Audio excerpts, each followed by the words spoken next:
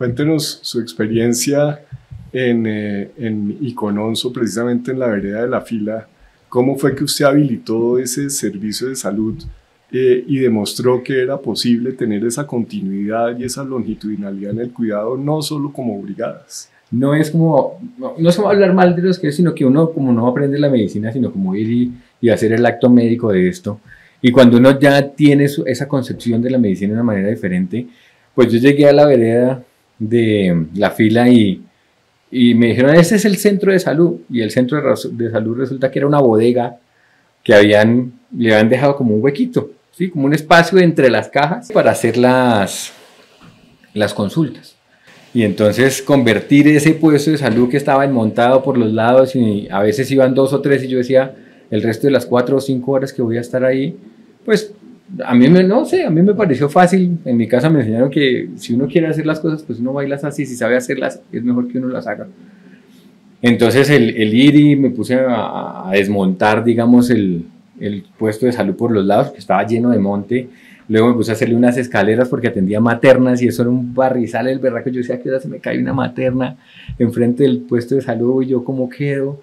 Decía, no. Entonces empecé yo como a ponerle como cariño, ¿sí? Yo creo que ese es el asunto, ponerle cariño como si fueran los de uno. Había gente que yo no conocía, eran excombatientes de las FARC, pero para mí era en ese momento la población que yo tenía que atender. En ese momento era quienes yo tenía que brindar mis servicios y de la mejor forma en la que yo podía. Entonces encontré que empezando a arreglarlo, sí, empezó a verse diferente.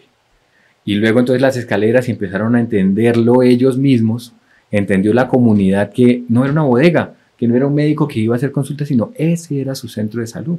Entonces ya se veía no solo como una bodega, sino se veía como el centro de salud. Y al verlo como centro de salud, lo sienten como centro de salud.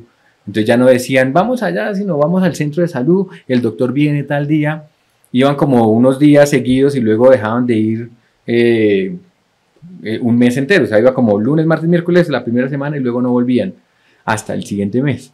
Entonces decía, no, pero toca hacerlo como de manera más periódica, el tiempo más corto. Entonces propuse en el hospital, venga, vamos una vez a la semana, ¿sí? Vamos todos los jueves.